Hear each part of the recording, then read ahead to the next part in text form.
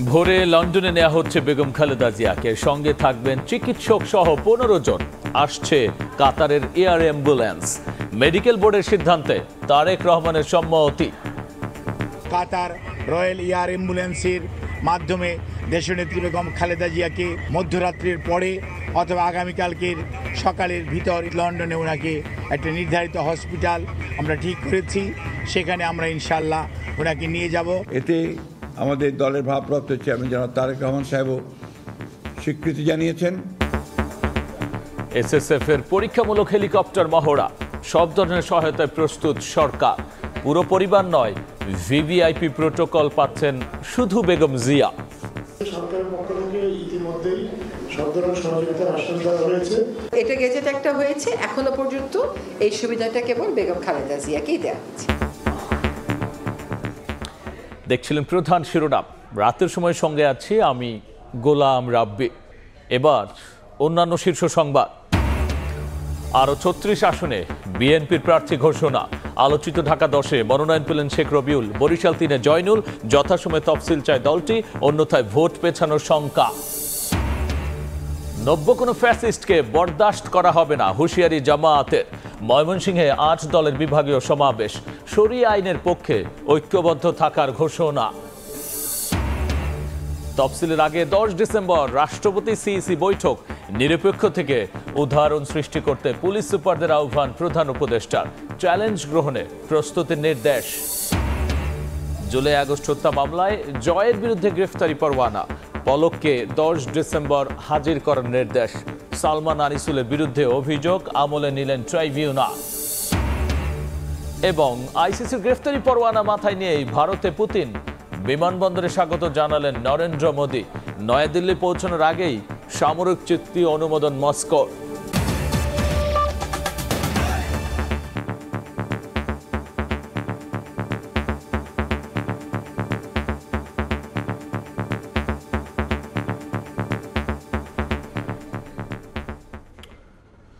বেগম খালেদা জিয়াকে উন্নত চিকিৎসার জন্য ভোরে নেওয়া হচ্ছে লন্ডনে।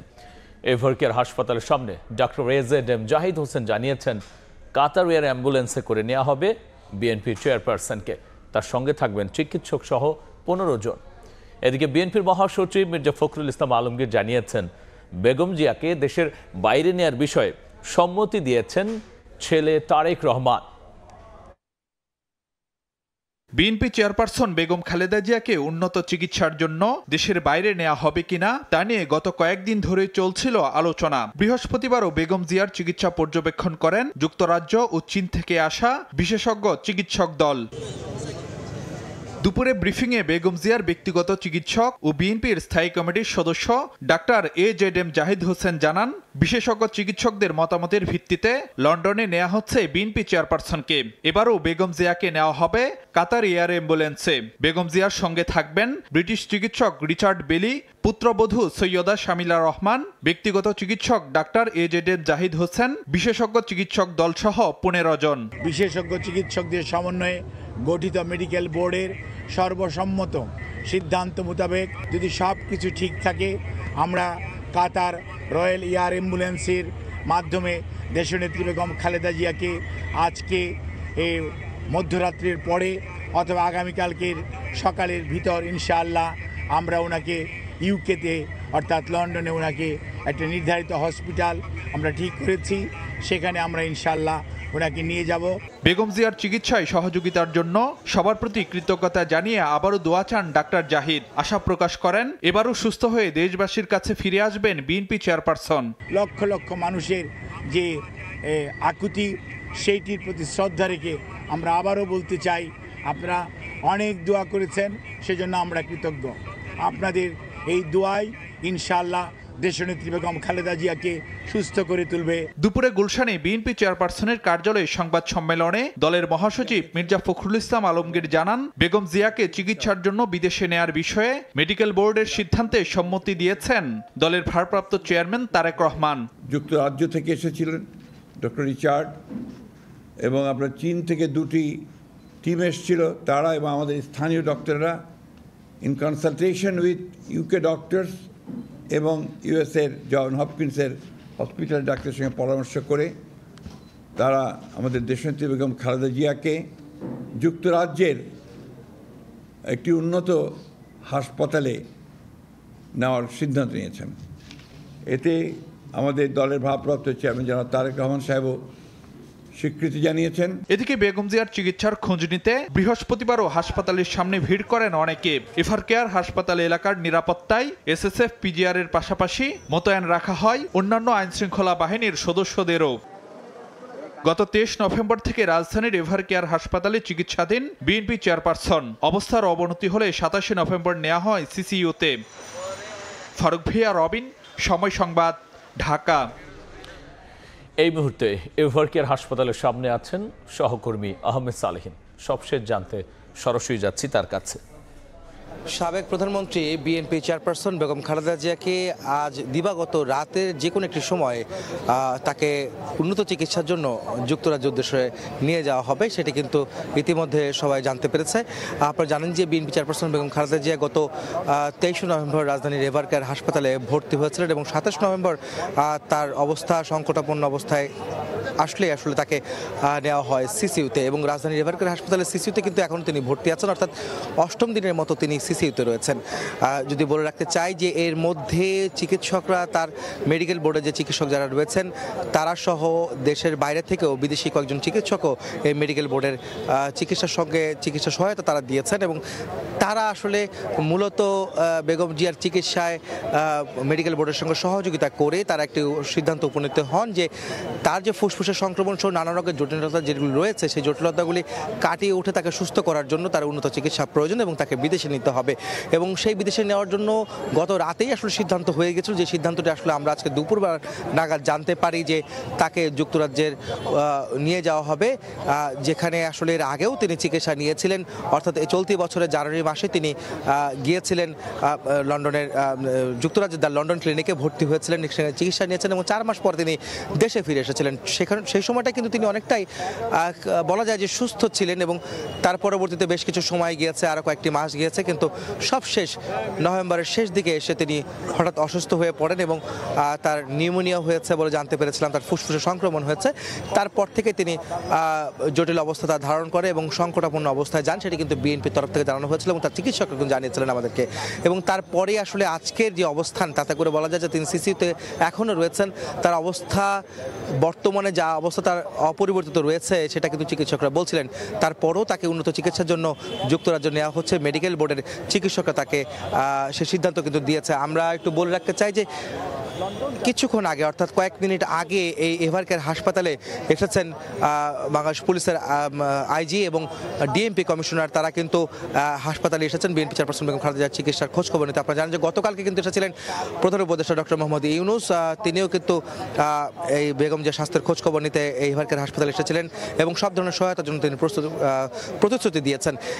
একটি বিষয় বলে রাখা যায় যে আজকে যে বেগম জিয়া যিনি যাবেন, তিনি লন্ডনের উদ্দেশ্যে রওনা করবেন, সেটি কিন্তু নিশ্চিত হয়েছে ভোর নাগাদ, হয়তো রাত পেরিয়ে হয়তো ভোর নাগাদ তিনি যাবেন। তবে তার এয়ার অ্যাম্বুলেন্সে, যেটি কাতারের আমিরের পাঠানো যে এয়ার অ্যাম্বুলেন্সটি, সেটি যে ঢাকায় এখন এসে পৌঁছনি, সেটি কিন্তু এখনো রওনা দিয়েছে কিনা সেই বিষয়টি এখনো নিশ্চিত করে কেউ বলতে পারেনি। তবে সেই প্লেনটি, এয়ার অ্যাম্বুলেন্সটি আসার পরেই তিনি আসলে যুক্তরাজ্যের উদ্দেশ্যে রওনা দিবেন, ঢাকা থেকে তাকে নিয়ে যাওয়া হবে। তো এই ছিল আমার কাছে রাজধানী এভারকেয়ার হাসপাতালের সামনে বিএনপি চেয়ারপারসনের লন্ডন যাত্রার সবশেষ খবর। বেগম জিয়ার চিকিৎসার সবশেষ নিয়ে আমরা সরাসরি ছিলাম এভারকেয়ার হাসপাতালের সামনে। এদিকে এসএসএফ বা ভিভিআইপি প্রোটোকল দেওয়া হয়েছে কেবল বেগম খালেদা জিয়াকে। এই সুবিধা তার পরিবারের অন্য সদস্যদের জন্য নয় বলে জানিয়েছেন বন ও পরিবেশ উপদেষ্টা সৈয়দা রিজওয়ানা হাসান। এছাড়াও এদিন উপদেষ্টা পরিষদের বৈঠকে বেশ কিছু সিদ্ধান্ত নেওয়া হয়েছে বলেও উল্লেখ করেছেন তিনি। রাজধানীর তেজগাঁওয়ে প্রধান উপদেষ্টার কার্যালয়ে উপদেষ্টা পরিষদের বৈঠক অনুষ্ঠিত হয়। বৈঠকে সভাপতিত্ব করেন ডক্টর ইউনূস। বৈঠকে চলমান আইন শৃঙ্খলা পরিস্থিতি সহ বেশ কিছু বিষয়ে আলোচনা হয়, নেওয়া হয় বেশ কিছু সিদ্ধান্ত। উপদেষ্টা পরিষদের বৈঠকের বিস্তারিত জানাতে বিকেলে ফরেন সার্ভিস একাডেমিতে সংবাদ সম্মেলন করেন সৈয়দা রিজওয়ানা হাসান। এ সময় প্রধান উপদেষ্টার উপপ্রেস সচিব আজাদ মজুমদার বলেন, বেগম জিয়ার চিকিৎসার জন্য সরকার সব ধরনের সহায়তা দিচ্ছে। এবার আপনারা জানেন যে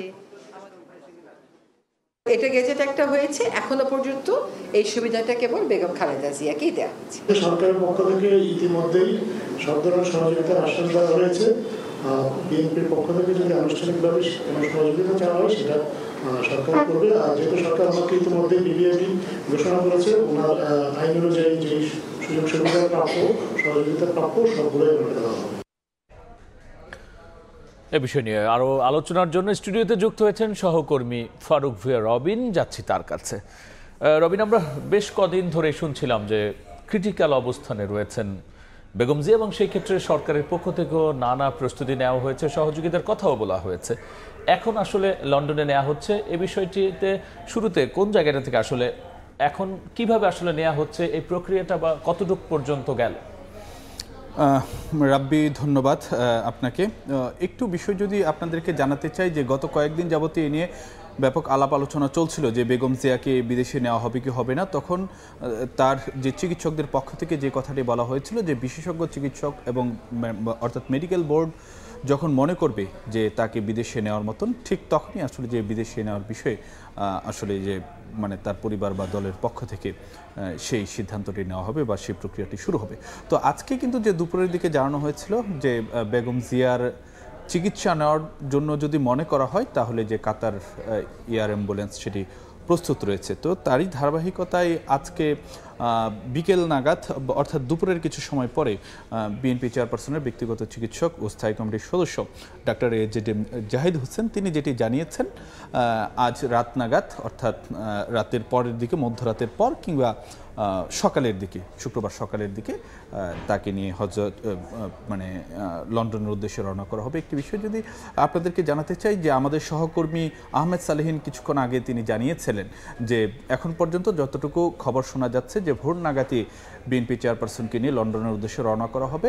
তবে যে এয়ার অ্যাম্বুলেন্সটি আসার কথা ছিল সেটি কিন্তু এখনো পর্যন্ত এসে পৌঁছেনি। যদিও আজকে কিন্তু যে বিএনপি মহাসচিব মির্জা ফখরুল ইসলাম আলমগীর তিনি বলেছেন যে আজ রাতেই এই এয়ার অ্যাম্বুলেন্স এসে পৌঁছাবে এবং এবারও যে কাতারের রয়্যাল এয়ার অ্যাম্বুলেন্সে বেগম জিয়া লন্ডনের উদ্দেশ্যে যাচ্ছেন। এবং এর আগে এই সিদ্ধান্তগুলো নেওয়ার আগে কিন্তু যে মেডিকেল বোর্ডের একটি বৈঠক হয়েছিল এবং সেখানে কিন্তু যে যুক্তরাজ্য এবং চীন থেকে যে বিশেষজ্ঞ চিকিৎসকরা এসেছেন তারাও কিন্তু সেই বৈঠকে অংশ নিয়েছেন এবং চিকিৎসকদের এই সম্মতিতে কিন্তু বেগম জিয়ার পুত্র এবং যে বিএনপির ভারপ্রাপ্ত চেয়ারম্যান তারেক রহমানও কিন্তু সেখানে সম্মতি দিয়েছেন। সেক্ষেত্রে রবিন, বেগম জিয়ার সঙ্গে স্বভাবতই একটা প্রশ্ন আসে যে কারা আসলে যাচ্ছেন লন্ডনে? এখন পর্যন্ত যে খবরটি জানা যাচ্ছে যে তার যেই মানে সঙ্গী হিসেবে যারা যাবেন তার মধ্যে অন্তত যে 15 জন সদস্য থাকবেন, অন্তত 15 জন সদস্যের মধ্যে সেখানে যেমন মানে যুক্তরাজ্যের বিশেষজ্ঞ চিকিৎসক রিচার্ড বেলি আছেন, ঠিক একইভাবে তার ব্যক্তিগত চিকিৎসক ডক্টর এজেডএম জাহিদ হোসেন আছেন এবং অন্যদিকে পুত্রবধূ সৈয়দা শমিলা রহমান রয়েছেন। ঠিক একইভাবে কিন্তু যে বেশ কয়েকজন বিশেষজ্ঞ, তার নিরাপত্তায় নিয়োজিত সদস্যরা এবং তার যে পারিবারিক যে স্টাফ রয়েছেন এরকম মিলে কমপক্ষে যে 15 জনের মতো যে সফর মানে তারা সদস্য তারা আসলে যে বেগম জিয়ার সঙ্গে থাকবেন। আর এই এয়ার অ্যাম্বুলেন্সে কিন্তু যে বিদেশি বিশেষজ্ঞ চিকিৎসকরাও থাকছেন এবং লন্ডনের একটি হাসপাতালে বেগম জিয়াকে চিকিৎসা দেওয়ার কথাটি জানিয়েছেন ডাক্তার এজেডএম জাহিদ হোসেন। এবং রবিন, আমরা এর আগেও তো তিনি একবার লন্ডনে গিয়েছিলেন, সেই চিকিৎসার পরে এখনকার অবস্থা এবং সেই চিকিৎসায় কতটুকু কি হয়েছিল বা কোথায় চিকিৎসা নিয়েছিলেন সেটি যদি আপনাকে জানাতে চাই, তিনি কিন্তু যে গত জানুয়ারিতে লন্ডনে গিয়েছিলেন এবং 7 জানুয়ারি তিনি মানে ঢাকা ছেড়েছিলেন এবং 8 জানুয়ারি গিয়ে তিনি যে লন্ডনে পৌঁছেছিলেন এবং সেখানে কিন্তু তিনি যে লন্ডনে প্রায় বলা যায় যে 4 মাসের মতন সময় সেখানে কিন্তু যে চিকিৎসা নিয়েছিলেন। অর্থাৎ লন্ডনে জানুয়ারিতে যাওয়ার পরে তিনি কিন্তু যে মে মাসে দেশে ফিরেছিলেন এবং সেখানে তিনি বিশেষজ্ঞদের তত্ত্বাবধানে দ্য লন্ডন ক্লিনিকে তিনি চিকিৎসা নিয়েছিলেন। কিছুদিন হাসপাতালে ভর্তি থেকেও চিকিৎসা নিয়েছিলেন এবং বাদ বাকি সময় তিনি তারেক রহমানের বাসায় থেকে তিনি কিন্তু যে চিকিৎসা নেন। তো এই ছিল রাব্বি। রবিন, অসংখ্য ধন্যবাদ আলোচনায় যুক্ত হওয়ার জন্য। আপনাকে ধন্যবাদ রাব্বি। বেগম জিয়ার চিকিৎসার জন্য লন্ডন যাত্রার সবশেষ নিয়ে আমরা আলোচনায় যুক্ত হয়েছিলাম সহকর্মী ফারুক ভুঁইয়া রবিন। যাচ্ছি অন্যান্য খবরে। ত্রয়োদশ জাতীয় সংসদ নির্বাচনে ফাঁকা রাখা 63টি আসনের মধ্যে 36টি আসনে প্রার্থীর নাম ঘোষণা করেছে বিএনপি। আলোচিত ঢাকা 10 আসনে মনোনয়ন পেয়েছেন শেখ রবিউল। বরিশাল 3-এ অ্যাডভোকেট জয়নুল আবেদিন। গুলশানে সংবাদ সম্মেলনে তালিকা প্রকাশ করেন বিএনপির মহাসচিব। এদিকে বিকেলে প্রধান নির্বাচন কমিশনের সঙ্গে বৈঠক শেষে নজরুল ইসলাম খান বলেছেন, যথাসময়ে জাতীয় নির্বাচনের তফসিল চায় বিএনপি। জাতীয় নির্বাচনকে সামনে রেখে 237টি আসনে গেল 3 নভেম্বর প্রাথমিক তালিকা ঘোষণা করে বিএনপি। 63টি আসন ফাঁকা রাখার পেছনের কারণ নিয়ে রাজনৈতিক পরিমণ্ডলে চলে নানা আলোচনা। এর মধ্যেই বৃহস্পতিবার বিকালে গুলশানে বিএনপি চেয়ারপারসনের কার্যালয়ে আরও 36টি আসনের প্রার্থী ঘোষণা করেন দলটির মহাসচিব মির্জা ফখরুল ইসলাম আলমগীর। 36টি আসনে আমরা আপনার নাম ঘোষণা করছি এবং আরও অনেকগুলো থেকে যাচ্ছে বোধহয়। সেগুলো হচ্ছে আপনার আমাদের অ্যালায়েন্সের সঙ্গে যারা আছেন তাদেরগুলো, এবং আমাদের 2-1টা আপনার ডিসিশন হবে, সেগুলো আমরা পরে ঘোষণা করব। ঢাকা 7, 9, 10, 18-র মতো গুরুত্বপূর্ণ আসনে প্রার্থীদের নাম ঘোষণা করেন বিএনপি মহাসচিব। আলোচিত ঢাকা 10 আসনে মনোনয়ন পেয়েছেন শেখ রবিউল আলম। বরিশাল 3-এ অ্যাডভোকেট জয়নুল আবেদিন, টাঙ্গাইল 5 আসনে সুলতান সালাউদ্দিন টুকুর নাম ঘোষণা করা হয়। এছাড়াও হবিগঞ্জ 1 আসনে রেজা কিবরিয়া এবং মাদারীপুর 1 আসনে আগের প্রার্থীর পরিবর্তন এনেছে বিএনপি। ঢাকা 7 হামিদুর রহমান, ঢাকা 9 হাবিবুর রশিদ, ঢাকা 10 শেখ রবিউল আলম, ঢাকা 18 SM জাহাঙ্গীর হোসেন, গাজীপুর 1 মোহাম্মদ মুজিবুর রহমান। এদিন বিকেলে রাজধানীর আগারগাঁওয়ে প্রধান নির্বাচন কমিশনার AMM নাসির উদ্দিনের সঙ্গে বৈঠক শেষে বিএনপির স্থায়ী কমিটির সদস্য নজরুল ইসলাম খান বলেন, যথাসময়ে জাতীয় নির্বাচনের তফসিল চায় বিএনপি। আমরা যথাসময়ে নির্বাচন হোক, যেটা ঘোষণা হয়েছে সেই অনুযায়ী, এবং সে কারণে যখন তফসিল ঘোষণা করার কথা, এটা যদি বিলম্বিত করার কথা বলি তাহলে তো নির্বাচন বিলম্বিত করার কথা বলা হবে। আমরা এটা ওইভাবে বলার কোনো সিদ্ধান্ত আমাদের দলের নেই। অনিবার্য কারণ ছাড়া ভোট প্রক্রিয়া থেকে বিএনপি সরে আসতে চায় না বলেও জানান দলের এই শীর্ষ নেতা। শাবাব ওয়াসি, সময় সংবাদ, ঢাকা। বাংলাদেশের নাগরিক। নব্য কোনো ফ্যাসিস্টকে বরদাস্ত করা হবে না বলে হুঁশিয়ারি উচ্চারণ করেছেন জামায়াত নেতারা। 8 দলের সমাবেশে বক্তারা শরিয়া আইনের পক্ষে ঐক্যবদ্ধ থাকারও ঘোষণা দিয়েছেন। দুপুরে ময়মনসিংহ নগরী সার্কিট হাউস মাঠে সমমনা 8 দলের বিভাগীয় সমাবেশ হয়। এতে প্রধান অতিথি ছিলেন জামায়াত ইসলামের নায়েবে আমির অধ্যাপক মুজিবুর রহমান। এ সময় তিনি বলেন, আবু সাইদ মুগ্ধরা জীবন দিয়ে যে দ্বিতীয় স্বাধীনতা এনেছে তা ব্যর্থ হতে দেয়া যাবে না।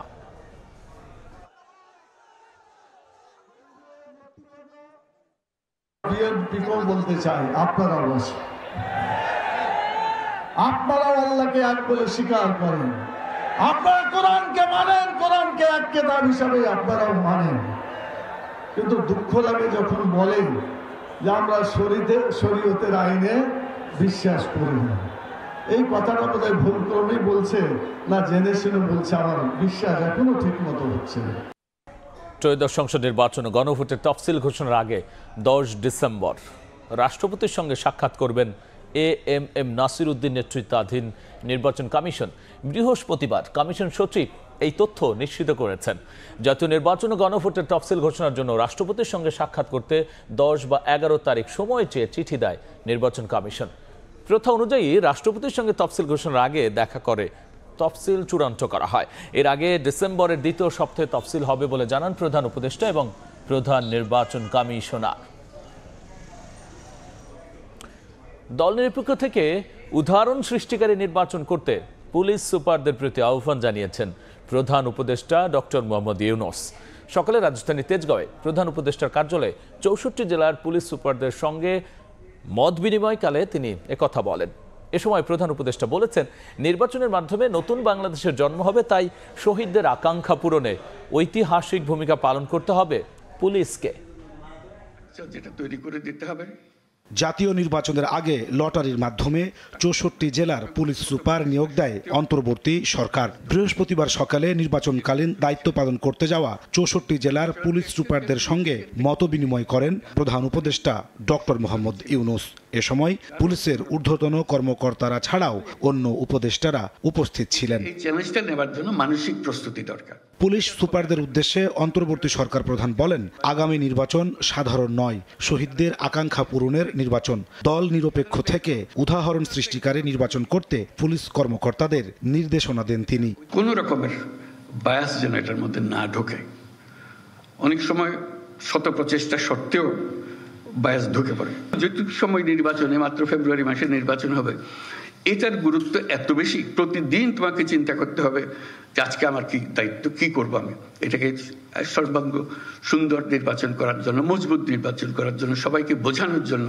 প্রধান উপদেষ্টা বলেন, আগামী নির্বাচনের মাধ্যমে নতুন বাংলাদেশের জন্ম হবে। তাই পুলিশকে ঐতিহাসিক ভূমিকা পালনে চ্যালেঞ্জ গ্রহণের জন্য মানসিকভাবে প্রস্তুতি নেওয়ার আহ্বান জানান তিনি। সবাই একমত হবে যে আমরা একটা নতুন নির্বাচন, নতুন বাংলাদেশ গড়ার জন্য আমরা আজকে তার জন্ম দেওয়ার মুহূর্তে এসেছি, সেই জন্মটা লাভ করবে। আগে একটা স্বপ্ন দেখেছিল গণঅভ্যুত্থানের মাধ্যমে, আজকে বাস্তবের পথের মধ্যে আমরা তাকে উঠিয়ে দিচ্ছি। সেই নির্বাচনের মাধ্যমে আমরা যেন অগ্রসর হতে পারি। দায়িত্ব পালনকালে পুলিশ কর্মকর্তাদের শহীদ আনাসের আত্মত্যাগের কথা স্মরণ রাখার পরামর্শ দেন প্রধান উপদেষ্টা। সে আনাজের বক্তব্য আমাদের কর্তব্য ঠিক করে দিয়ে গেছে। নাজমুস সালেহী, সময় সংবাদ, ঢাকা। জুলাই আগস্ট হত্যা মামলায় সজীব ওয়াজেদ জয়ের বিরুদ্ধে গ্রেফতারি পরোয়ানা জারি করেছেন আন্তর্জাতিক অপরাধ ট্রাইব্যুনাল। জয় ও পলকের বিরুদ্ধে ইন্টারনেট বন্ধ করে হত্যাকাণ্ডে সহায়তার অভিযোগ আমলে নিয়ে এই আদেশ দিয়েছেন ট্রাইব্যুনাল। আরেকটি মামলায় আনিসুল হক, সালমান এফ রহমানের বিরুদ্ধে অভিযোগ আমলে নেন ট্রাইব্যুনাল। তাদের বিরুদ্ধে কারফিউ জারি করে আন্দোলনকারীদের হত্যার পরামর্শ দেওয়ার প্রমাণ মিলেছে বলে জানিয়েছেন প্রসিকিউশন। একটা হচ্ছে যে আজকে রাত্রেই কারফিউ দিয়ে এদেরকে শেষ করে দেওয়া, আরেকটা হচ্ছে যে go for the real hard life. তো এখন কথা হচ্ছে যে the first option which you are saying, that's what we should do. July আগস্টে ছাত্র আন্দোলন চলাকালের কোনো এক সময়ের ফোনালাপেটি কারফিউ জারি নিয়ে কথা বলতে শোনা যায় আনিসুল হক ও সালমান এফ রহমানকে। প্রসিকিউশনের তথ্য বলছে, শেখ হাসিনা ছাড়াও আন্দোলন দমনে নেতৃত্ব দেন শীর্ষস্থানীয় আরও 4 জন, যাদেরকে তারা বলছেন গ্যাং অফ 4। এই গ্রুপের সদস্য ছিলেন সাবেক আইনমন্ত্রী আনিসুল হক ও উপদেষ্টা সালমান এফ রহমান। বৃহস্পতিবার এই দুইজনের বিরুদ্ধে আনুষ্ঠানিক অভিযোগ দাখিল করে প্রসিকিউশন। অভিযোগ আমলে নিয়ে তাদের 10 ডিসেম্বর হাজির করার নির্দেশ দেন ট্রাইব্যুনাল। তাদের বিরুদ্ধে কারফিউ জারি করে আন্দোলনকারীদের হত্যার পরামর্শদাতা হিসেবে অভিযোগ আনা হয়েছে। ওনারা জুলাই গণঅভ্যুত্থান চলাকালে একটা ফোনে কথোপকথন করেন। এই কথোপকথনের এক পর্যায়ে ওনারা বলেন যে কারফিউ চলা অবস্থায় এদেরকে, মানে আন্দোলনকারী ছাত্র জনতাদেরকে শেষ করে দিতে হবে। 19 তারিখে ওনাদের এই বক্তব্যের প্রেক্ষিতে 20 তারিখ এবং তার পরবর্তীতে ঢাকা শহর সহ দেশের বিভিন্ন স্থানে ছাত্র জনতাকে নির্বিচারে গুলি করে হত্যা করা হয়। এই হত্যাকাণ্ডে ওনাদের এই সকল বক্তব্য উস্কানিমূলকভাবে ব্যবহৃত হয়েছে, সহায়তা প্রদান করেছেন এবং ওনারা সম্পৃক্ত থেকেছেন। এদিন জয় ও পলকের বিরুদ্ধে 3টি অভিযোগ দাখিল করে রাষ্ট্রপক্ষ। তাদের বিরুদ্ধে আন্দোলন চলাকালে ইন্টারনেট বন্ধ করে সংগঠিতভাবে হত্যাকাণ্ডে সহায়তার অভিযোগ আনা হয়। ট্রাইব্যুনাল তাদের বিরুদ্ধে আনা অভিযোগও আমলে নিয়েছেন। গ্রেফতারি পরোয়ানা জারি করা হয়েছে জয়ের বিরুদ্ধে। মামলার পরবর্তী তারিখ ধার্য করা হয়েছে 10 ডিসেম্বর। সজীব ওয়াজেদ জয়ের পরামর্শে তৎকালীন আইসিটি প্রতিমন্ত্রী জুনায়েদ আহমেদ পলক ইন্টারনেট পরিষেবা প্রথমে স্লো করে দেন, এরপরে সম্পূর্ণরূপে বন্ধ করে হত্যা এবং নির্যাতনের তথ্য আড়াল করে এই হত্যাযজ্ঞ পরিচালনায় সহায়তা এবং সম্পৃক্ততা থেকেছে। বিদেশে অবস্থানরত জয়কে কেন আসামি করা হলো তার ব্যাখ্যাও দেন এই প্রসিকিউটর। যে বাংলাদেশের নাগরিক বাংলাদেশের থেকে অথবা বাংলাদেশের বাইরে থেকে যদি ক্রাইমস এগেইনস্ট হিউম্যানিটি করেন তাহলে তাকে এই ট্রাইব্যুনাল প্রসিকিউট করতে পারবে।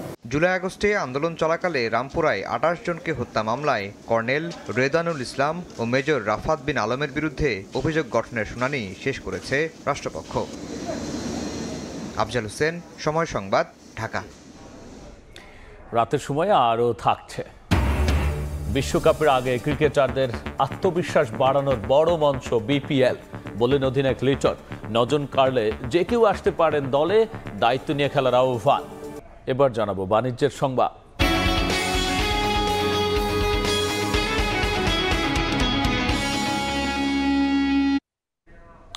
আসন্ন রমজানে দেশে সব ধরনের ভোগ্যপণ্যের দাম গেল বছরের তুলনায় স্থিতিশীল থাকবে বলে আশ্বাস দিয়েছেন খাতুনগঞ্জের ব্যবসায়ীরা। চট্টগ্রামে ভোক্তা অধিকার সংরক্ষণ অধিদপ্তরের মহাপরিচালকের সঙ্গে খাতুনগঞ্জের ব্যবসায়ীদের মতবিনিময় সভা অনুষ্ঠিত হয়। আইনের ব্যত্যয় না করে জনগণের স্বার্থে ব্যবসা করার জন্য ব্যবসায়ীদের প্রতি এ সময় আহ্বান জানিয়েছেন ভোক্তা অধিদপ্তরের মহাপরিচালক।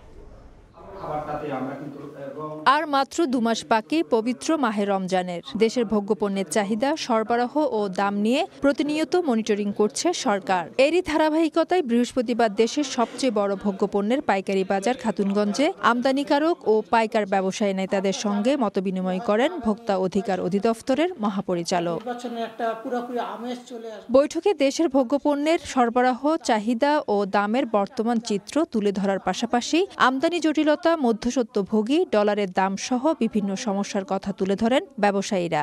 এবছর কিন্তু সব জিনিসের দাম আপনার ভালো থাকবে। দুইটা কারণ যদি ঠিক থাকে, একটা হচ্ছে যে ডলার গত বছর যেমন 85 বা 2 বছর আগে 2 বছর আগে 87 থেকে 1,110 টাকা, এখন 123-22 এরকম আছে। এটা যদি আপনারা এটা দায়িত্ব আমরা পারবো না। যেহেতু আপনারা সরকারের একটা অংশ, আমরা আপনাদের একজন, আমরা সব সময় ব্যবসা করার জন্য আপনাদের সহযোগিতা কামনা করি। টিডিএসও আর আরবিটি এলসি দেওয়া আছে $8,000 এবং এটাও বিভিন্ন কারণে এসে যাবে কিনা আমরা শিওর না, বাট এটা বুকিং দেওয়া আছে। আইনের ব্যত্যয় না করে জনগণের স্বার্থে ব্যবসা করার জন্য ব্যবসায়ীদের প্রতি আহ্বান জানান ভোক্তা অধিকার অধিদপ্তরের মহাপরিচালক। রোজার আগে দাম বেড়ে যায়, এই যন্ত্রণা থেকে বা এই অপবাদ থেকে আমরা মুক্ত হতে চাই, আপনাদের সহযোগিতা চাই। বৈঠকে আমদানি ও পাইকারি পর্যায়ের পাশাপাশি খুচরা বাজারে সরকারের মনিটরিং জোরদার করার দাবি জানান ব্যবসায়ীরা। ফেরদৌস লিপি, সময় সংবাদ, চট্টগ্রাম। দেখছেন রাতের সময়। মনের মতো ডিজাইন আর stylish collection, Regal furniture, furnish your dream. আবারও বিএসএফ গুলিতে একই দিনে প্রাণ গেল 2 বাংলাদেশি যুবকের। দুপুরে মৌলভীবাজারে কুলাউড়ার সীমান্তের 1844 নম্বর পিলারের পাশে সুকুরাম উড়াং কৃষি জমিতে কাজ করছিলেন। এ সময় ভারতীয় বিএসএফ সদস্যরা তাকে লক্ষ্য করে গুলি করে। এর আগে ভোরে লালমনিরহাটে শমশেরনগর সীমান্তে কয়েকজন বাংলাদেশি যুবক গেলে বিএসএফ গুলি করে। এতে ঘটনাস্থলে গুলিবিদ্ধ হয়ে সবুজ মিয়া নামে এক যুবক মারা যান। দেখছেন রাতের সময়। রাষ্ট্রীয় সফরে ভারতের নয়াদিল্লিতে রুশ প্রেসিডেন্ট ভ্লাদিমির পুতিন। বিমানবন্দরে তাকে স্বাগত জানিয়েছেন ভারতের প্রধানমন্ত্রী নরেন্দ্র মোদী। এদিকে পুতিনের সফরের আগেই নয়াদিল্লির সঙ্গে সামরিক চুক্তি অনুমোদন করেছে মস্কো। 4 বছর পর ভারতের মাটিতে পা রাখলেন রুশ প্রেসিডেন্ট ভ্লাদিমির পুতিন। দিল্লি বিমানবন্দরে রুশ প্রেসিডেন্ট ভ্লাদিমির পুতিনকে স্বাগত জানান দেশটির প্রধানমন্ত্রী নরেন্দ্র মোদী। এ সময় ভারতীয় সংস্কৃতি তুলে ধরতে নৃত্য পরিবেশন করা হয়। পুতিন মোদী একই গাড়িতে বিমানবন্দর ত্যাগ করেন। সফরে পুতিনের সঙ্গে রয়েছেন রুশ প্রতিরক্ষা মন্ত্রী আন্দ্রেই বেলাউসোভ এবং শীর্ষ ব্যবসায়ী প্রতিনিধি দল। আইসিসির গ্রেফতারি পরোয়ানা মাথায় নিয়ে ভারতে গেলেন রুশ প্রেসিডেন্ট। 27 ঘন্টার সফরে ব্যস্ত সময় পার করবেন রুশ প্রেসিডেন্ট। শুক্রবার সকালে রাষ্ট্রপতি ভবনে 3 বাহিনীর গার্ড অফ অনার গ্রহণ করবেন পুতিন। এরপর রাজঘাটে মহাত্মা গান্ধীর প্রতি শ্রদ্ধা জানাবেন। শ্রদ্ধা নিবেদন শেষে হায়দ্রাবাদ হাউসে 23তম ভারত রাশিয়া বার্ষিক শীর্ষ সম্মেলনে যোগ দেবেন। সম্মেলন শেষে দুপুরে যৌথ বিবৃতি দেবেন 2 নেতা। রাশিয়ার রাষ্ট্রীয় গণমাধ্যম আরটির নতুন ভারতীয় চ্যানেলের উদ্বোধন করবেন। বিকেলে ভারত মণ্ডপে ভারত রাশিয়া ব্যবসা ফোরামে ভাষণ দেবেন পুতিন। এরপর শিল্প খাতের নেতাদের সঙ্গে মতবিনিময় করবেন। সন্ধ্যায় ভারতের রাষ্ট্রপতি দ্রৌপদী মুর্মুর আমন্ত্রণে রাষ্ট্রীয় ভোজসভায় যোগ দেবেন পুতিন। রাতেই মস্কোর উদ্দেশ্যে রওনা দেবেন রুশ প্রেসিডেন্ট। এর আগে রুশ প্রতিরক্ষা মন্ত্রী আন্দ্রেই বেলাউসোভ ও ভারতের প্রতিরক্ষা মন্ত্রী রাজনাথ সিং এর সঙ্গে বৈঠকে চলমান প্রতিরক্ষা সহযোগিতা পর্যালোচনা এবং নতুন অংশীদারিত্বের সম্ভাবনা নিয়ে আলোচনা করা হয়। দ্রুত S-400 ক্ষেপণাস্ত্রের বাকি ইউনিটের সরবরাহ সহ যৌথ মহড়া বিষয়ে আলোচনা করেন 2 দেশের কূটনীতিকরা। মালিহা সুহরওয়ার্দী, সময় সংবাদ। দেখছেন রাতের সময়। বিশ্বকাপের আগে ক্রিকেটারদের আত্মবিশ্বাস বাড়ানোর বড় মঞ্চ হবে বিপিএল। তাই ক্রিকেটারদের বাড়তি দায়িত্ব নিয়ে পারফর্ম করতে আহ্বান জানালেন অধিনায়ক লিটন দাস। ন্যাশনাল টিমে যে প্লেয়ারগুলো আছে, ওভারঅল বাংলাদেশ ক্রিকেট বোর্ডের যে প্লেয়ারগুলো আছে, তারা যদি সবাই পারফরমেন্স করতে পারে, আমার মনে হয় এটা একটা ওয়ার্ল্ড কাপে যাওয়ার আগে একটা ভালো কনফিডেন্স বিল্ড আপ করবে। যারা এতদিন ধরে এই ফরম্যাটটা খেলছে, পারফরমেন্স করছে, আমার কাছে মনে হয় যে অভিজ্ঞতা তাদেরই বেশি। তারপরেও এখন একটা বিপিএল বাংলাদেশে অনেক বড় একটা ইভেন্ট। যদি কোনো প্লেয়ার যদি এক্সট্রাঅর্ডিনারি পারফর্ম করে, সিলেক্টর যদি মনে করে বা কোচ যদি মনে করে যে আমাদের ওই প্লেয়ারটাকে দরকার, ওয়াই নট? বাংলাদেশের সবার জন্যই তো ওপেন। এ পর্যায়ে শীর্ষ সংবাদ জানিয়ে দিচ্ছে আরও একবার। কারিগরি ত্রুটিতে এয়ার অ্যাম্বুলেন্স আসতে দেরি। ভোরে নয়, শুক্রবার দিনে কোনো এক সময় লন্ডন নেওয়া হচ্ছে বেগম জিয়াকে। সকালে দেশে আসছেন তারেক পত্নী জুবায়েদা। আরও 36 আসনে বিএনপির প্রার্থী ঘোষণা। আলোচিত ঢাকা 10-এ মনোনয়ন পেলেন শেখ রবিউল। বরিশাল 3-এ জয়নুল। যথাসময়ে তফসিল চায় দলটি, অন্যথায় ভোট পেছানোর শঙ্কা। এবং নব্য কোনো ফ্যাসিস্টকে বরদাস্ত করা হবে না, হুঁশিয়ারি জামায়াতের। ময়মনসিংহে 8 দলের বিভাগীয় সমাবেশ। শরিয়া আইনের পক্ষে ঐক্যবদ্ধ থাকার ঘোষণা।